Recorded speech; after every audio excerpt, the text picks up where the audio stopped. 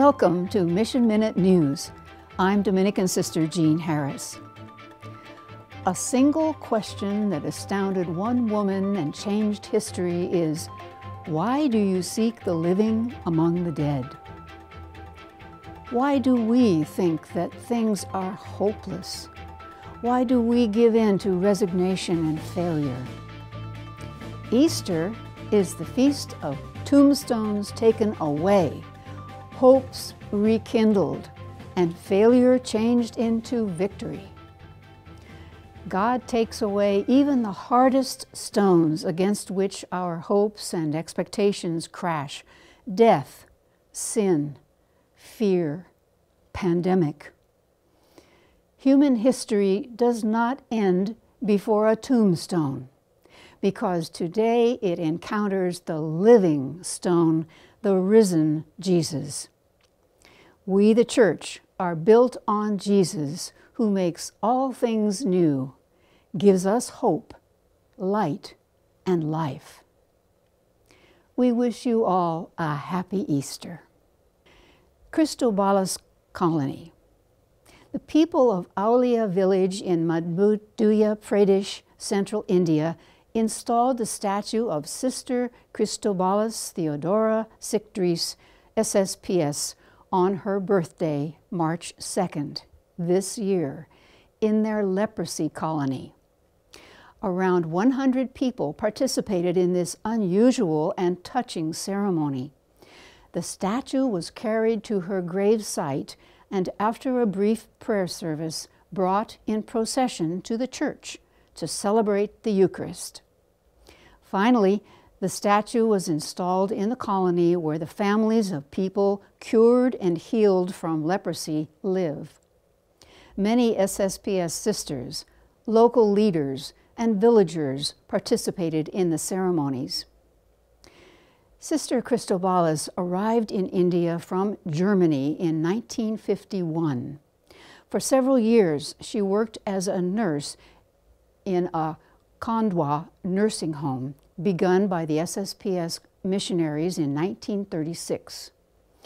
Hearing of the terrible disease of leprosy in nearby districts, she chose to join in helping these people who were considered one of the most dreaded and marginalized parts of society.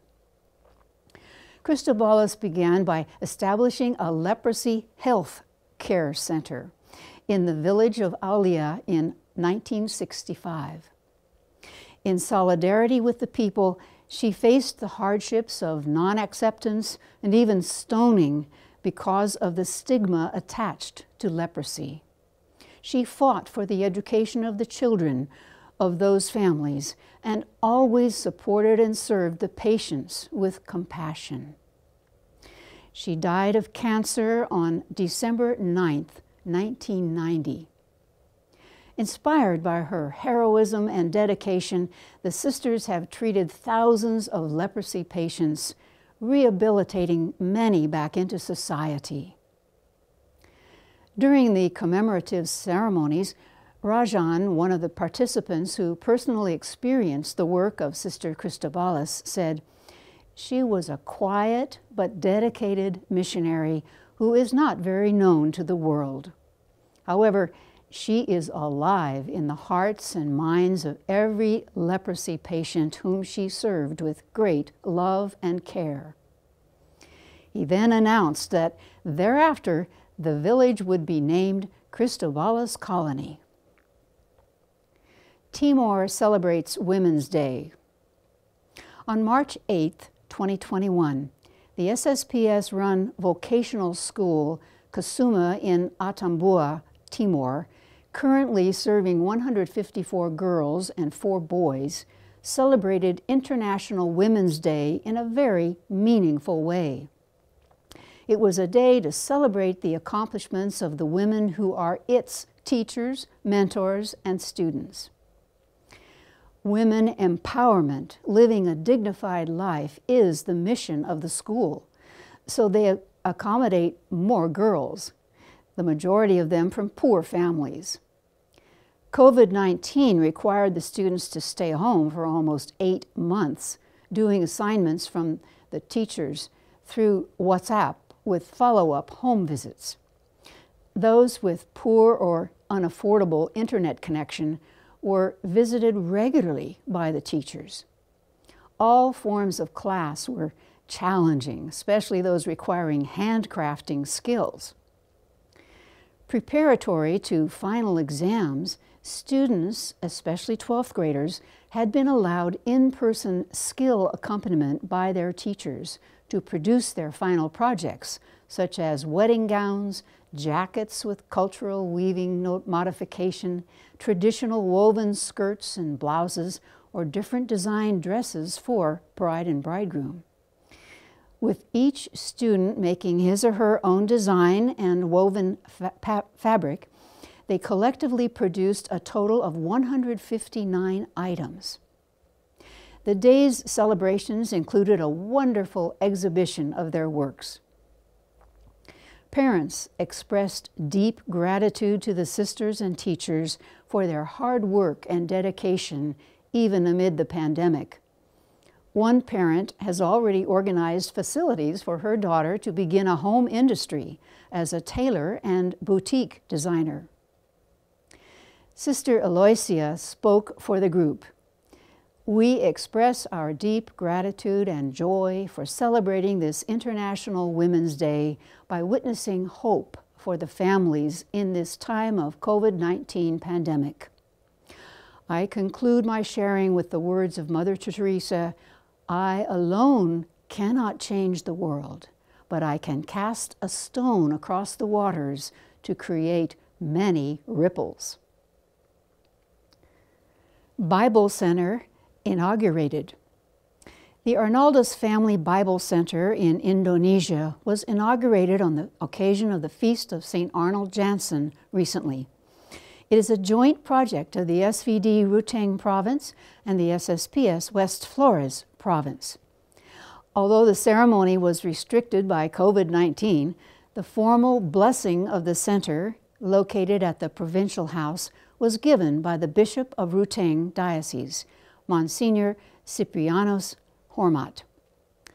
According to Provincial Father Paulus Tolo, SVD, the Bible Center is a concrete implementation of the theme of the 18th General Chapter, rooted in the Word, committed to his mission. He regarded the creation of the Bible Center, encouraged by Bishop Ciprianus, as a milestone in the province's history. During the dedication, the bishop expressed his appreciation to the SVD and SSPS and reminded those present that to preach the word means to preach the commandments of love.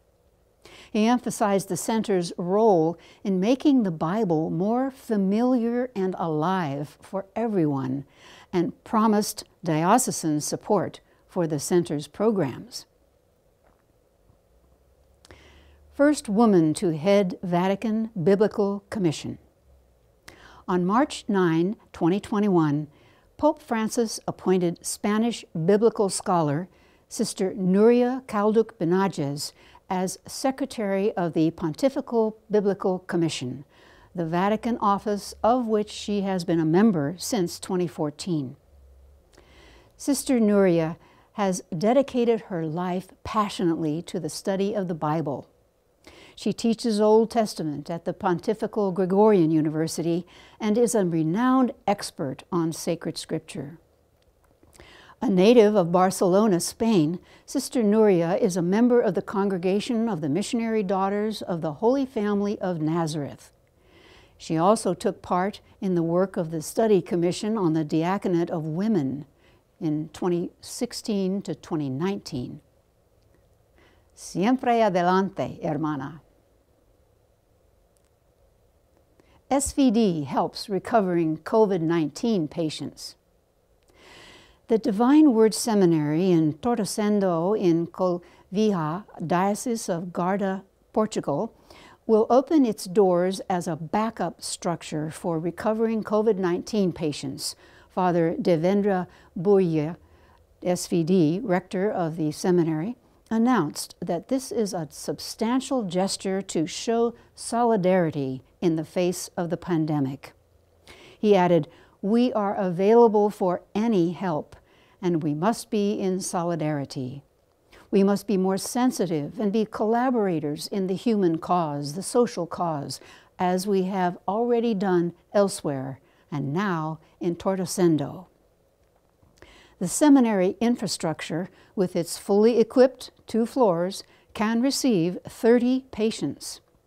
The University Hospital Center, Cova de Beira, is asking for volunteers and contacting retired professionals who can help in this outpatient support unit.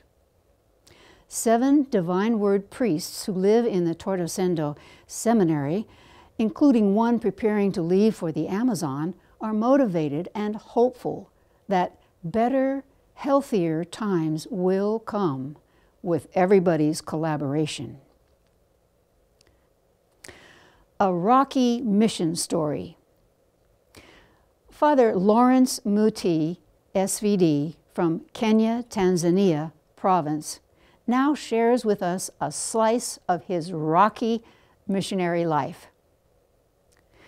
Last week, I went to visit and pray with parishioners in the remote village of Lungung, 66 kilometers from the parish house. The catechist was waiting for me in another village, 45 kilometers away, to guide me as the usual road had become impassable from the rains, which can prevent visits by a priest for up to 6 months.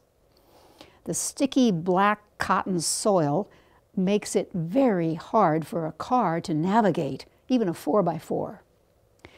On the way, a woman asked for a lift to her relative's home near where we were going, about 15 kilometers through bush, which includes many seasonal rivers with large rocks and no bridges. This was her lucky day. Normally, she would spend half the day walking and not be able to go back until the following day. We dropped her on the way and proceeded to the village and had a seminar before the celebration of the Holy Eucharist.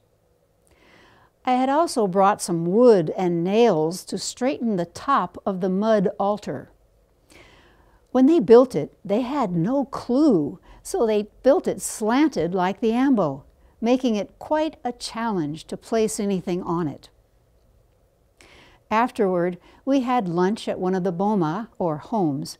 Then, after blessing the house, the cattle shed, and the compound, Simeon, one of the few young men of the church, volunteered to escort me back to a point from which I would not get lost, because the catechist was remaining in the village to visit the small Christian communities.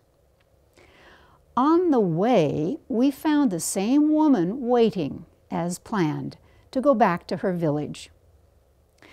When we reached the rocky river, the axle bar on the car got stuck on one big rock, so the wheels were spinning in the air.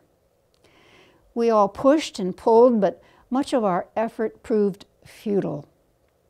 Luckily, I had a machete in the car with which I could cut a big stick to hit the rock off the axle.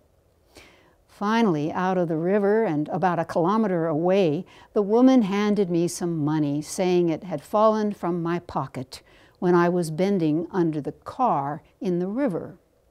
50,000 shillings, or about $20.